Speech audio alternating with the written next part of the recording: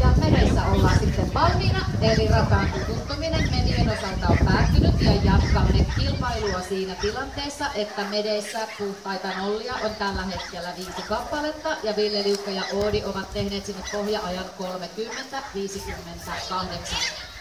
Radallahan on pituutta 151 metriä, ihanne aika 37 sekuntia. Ja sitten toivomme, että kunnioitatte niitä valkoisia lippupiimoja.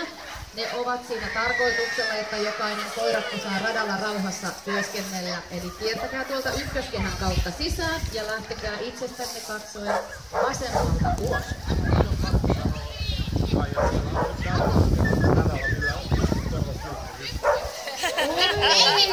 Ihan hukkaan se mun